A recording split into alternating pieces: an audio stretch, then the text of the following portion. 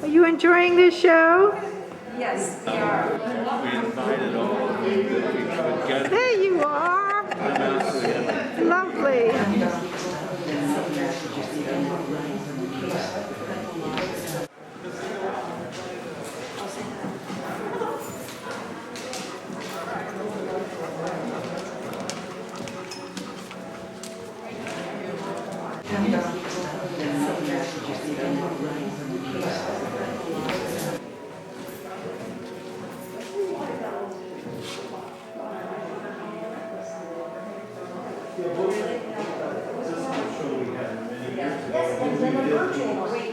And that's what I talked. I talked in the background. Yeah.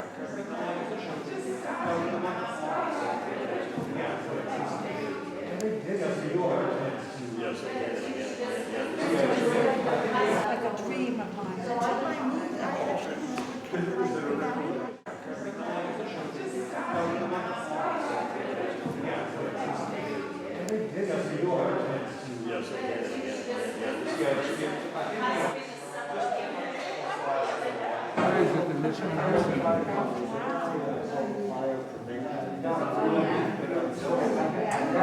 There's always something new I'm learning about.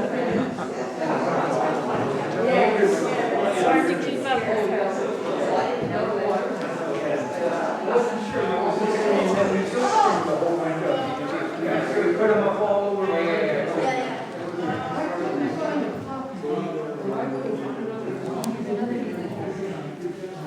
Hi, guys. Hi, how are you? Good. Hi. See you. Hi, how are you? And I feel like I'd be speaking to the choir. With your opinions? Yeah, exactly.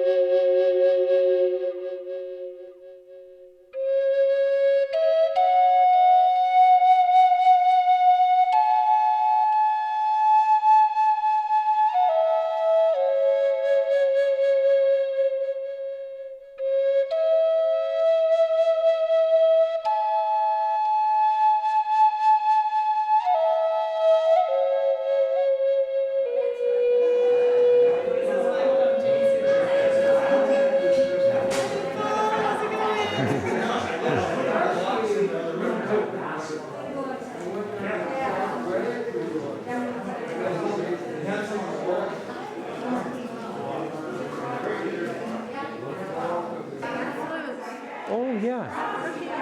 Beautiful. I'll be right there.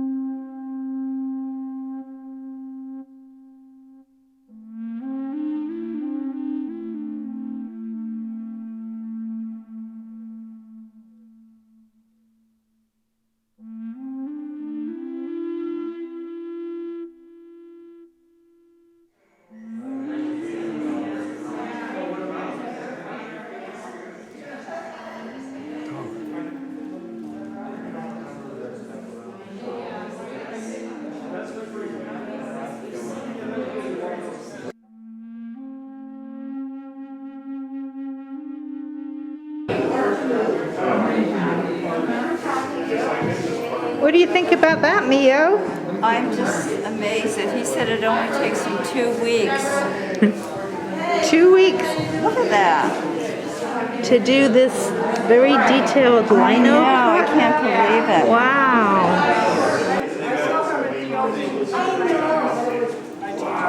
Hi. Is that right?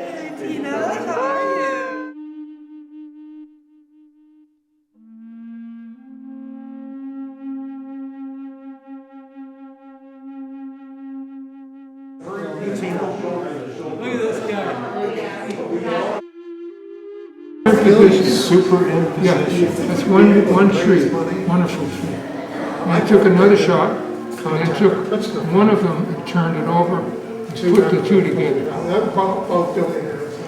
you get that kind of wonderful Rorschach image. It's kind of psychedelic. It is. Even though they're psychedelic.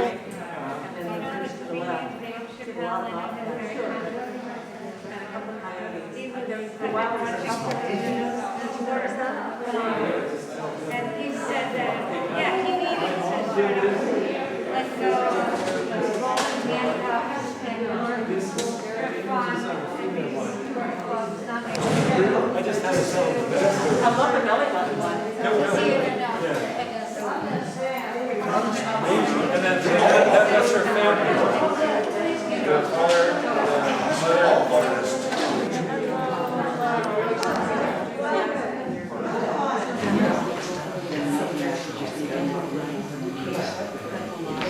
In the 60s, we moved our family of 3 to Lagunitas because we wanted to raise Paul in a rural area, echoing Lee's early upbringing in the Catskills of New York, in a German family where he didn't speak English, and Jean's life living with non-English speaking Croatian Serbian grandparents in the Nevada desert during the Great Depression.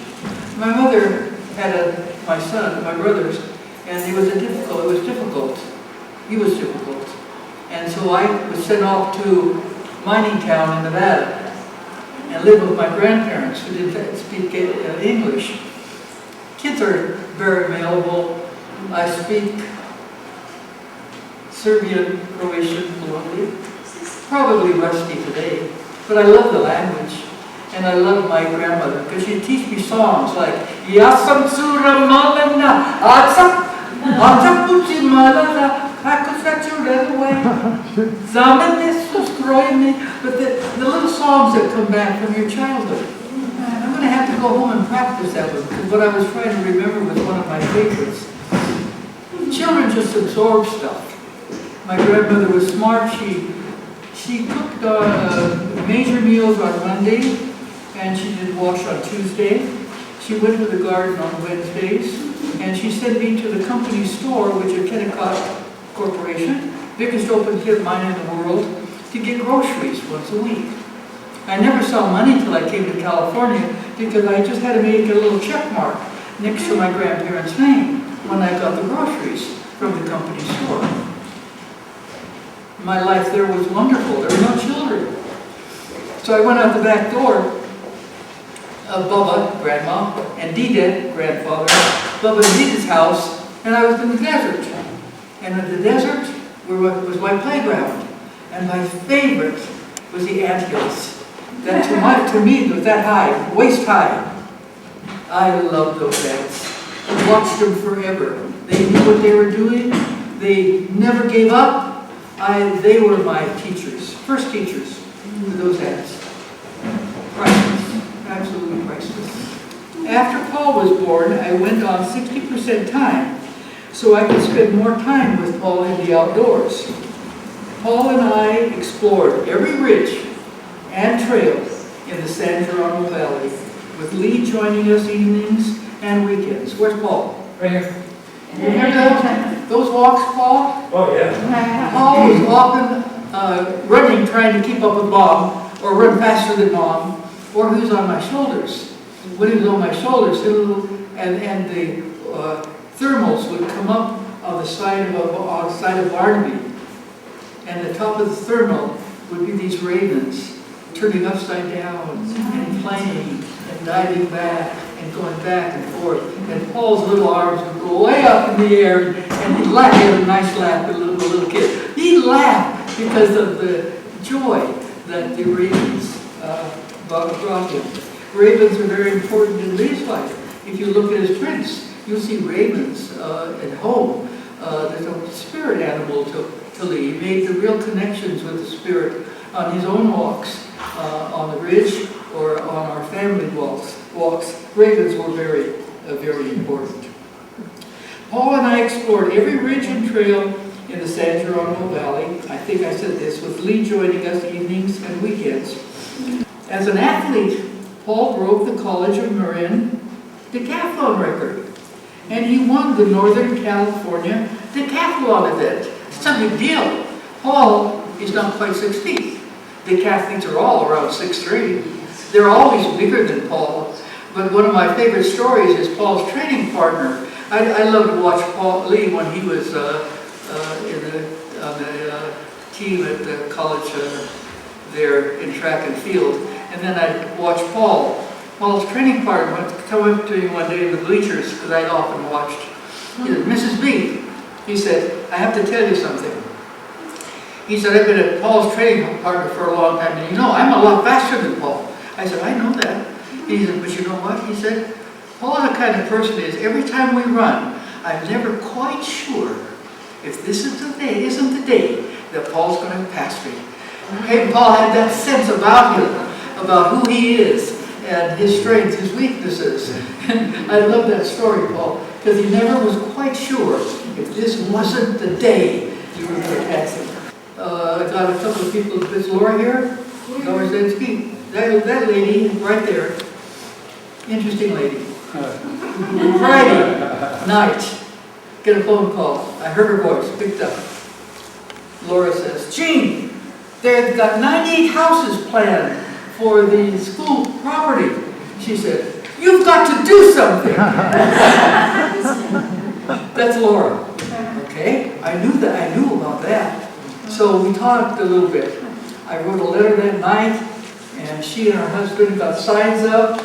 The next day, the letter went out to my email list, her email list, and Monday by the deadline, at 3:30 deadline, Bregoni had over 50 letters from people like you saying, kill this thing, that 98 houses on that parcel of land, and let's purchase it as county open space.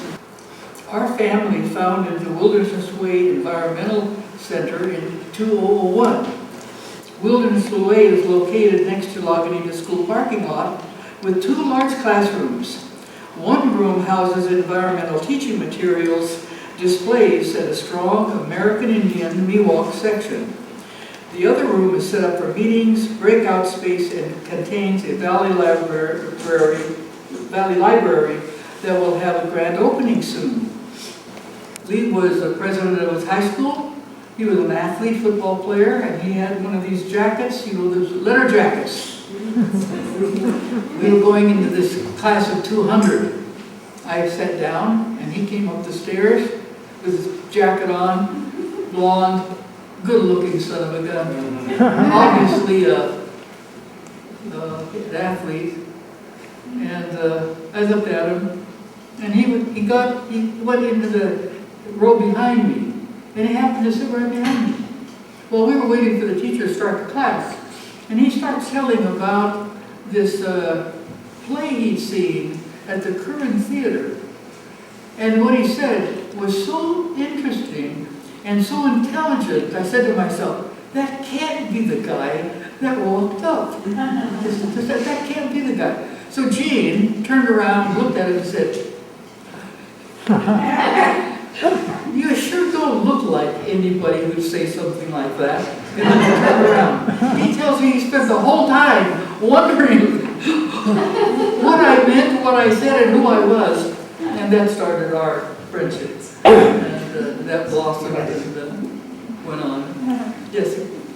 If you feel like sharing, what is the most magical, special place in Marin County that you really love? Talk again. What's the most magical, special spot in Marin County that you really love? Magical? Yeah. Oh, Is shit. there a single place in your life? Barnaby Ridge. Barnaby Ridge. Paul, when he was little, and Lee, we had many dinners.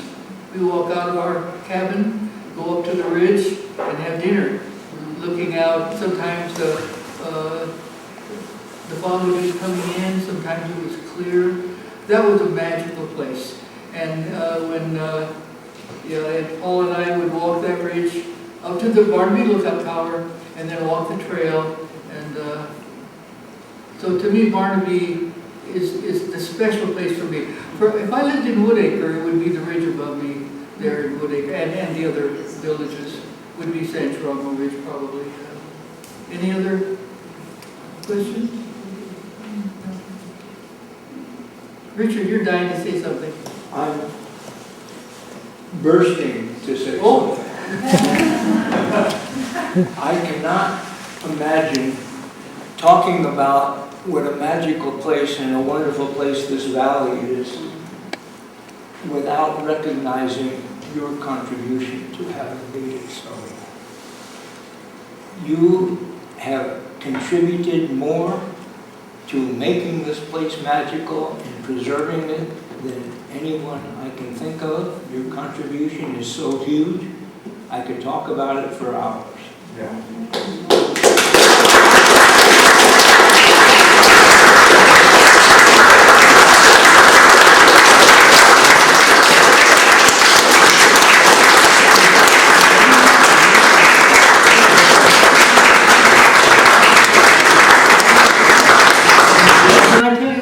Would you like to hear a good bully story? I want to tell you my bully story. I love my dad. He had 5 brothers. One brother was Uncle Nick. Uncle Nick was the smartest one in the family. They took him to college, and he became a boxer. He became a very, very good boxer in college. His name, I looked up his name. I was surprised to see Nick Urist. He loved my dad. He came over every weekend. One day he came over and said, "Gene, Barbara Gene." Barbara, they're the only ones who could call me Barbara Gene, my uncles. Barbara Gene. He said, "Do you know what to do if a bully came after you?" And I said, "Well, I didn't know bullies ever had come after me." He said, "Well, yeah, I have to teach you what to do." Okay. He said, "Come over here." He sat on the end of the mother's couch, put up his hand. He said, "Now, put your hand up. Okay? Put your fingers in close to your shoulder. Okay?" He said, "Now, I've got my hand up. I want you to aim out from my palm of my hand and hit me with your hand." Oh, that's easy. So every week, for several weeks, Uncle Nick came, he sat on the edge of the couch, and when he said, "Go, boom, go, boom, go." It was a great game. Wonderful game. And he said, "Now that's what you do if you ever meet a bully." I never thought I'd ever meet a bully. Aha! Here's the fun part of the story. I was walking home from Everett Junior High School. Not Everett, excuse me. Richmond Junior High School. I heard somebody whining and crying. I knew that whine. I knew that cry. It was my little brother, who I didn't like very much, because he always whined. He always cried, but he was my little brother. I was a block away on the other side of the street. I got to the corner, and there was my little brother, with his little on the ground, sitting on his bottom, with his back against a metal fence. He couldn't get away. A metal fence. And there were 3 bullies. 3 boys. And the middle bully was our neighbor. I thought he was a nice guy. And they were really giving my brother a bad time, and he was crying. I was across the street. I yelled. John, whatever his name was. I said, "That's my brother. Stop teasing him." He turns around and he says, "Yeah, you know, what are you going to do about it?" Well, I walked across the street. I put my hand up like this, and I went, "Bow," just like Uncle Nick told me. Hit it right in the nose. But what Uncle Nick forgot to tell me was what was going to happen when I hit it. The blood went like that. These 2 other bullies disappeared. They disappeared. I looked at the big bully crying with blood coming down. In my head, I'm going, you deserve that. You deserve that. I'm not apologizing. I told my brother, I said, Sonny, I grabbed his head. Come on, we're going home. My brother was speechless. He stopped crying. We went home. I'll tell you, I came to school the next day. The boys stood clear of me. I didn't notice it right away. Teacher came up. Nice teacher. Jean. She's Barbara Jean. She said, I hear you hit so-and-so. And you made his nose bleed. I said, that's right. She said, scolding. Why did you do that? Boy, I said, he was teasing my brother and he wouldn't stop. So I stopped him.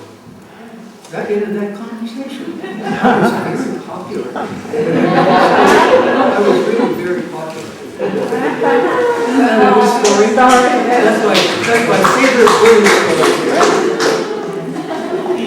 Well, are you done? You want to hear another story? Paul and Tina are here. They'll be living in our house on the slopes of Mount Barnaby and 23 acres. I know Paul and Tina, they'll hike all the time. Where's Tina? There she is. I challenge anybody to hike as far as Tina can hike. She can out-hike anybody in this room, I'm convinced. And it's wonderful to have her in the family. And Tina's going to be retiring from her nursing job at the end of the year. And I expect her and Paul are going to do a lot of hiking and traveling and so on. Well, I think thank you for the ovation. Richard, thank you.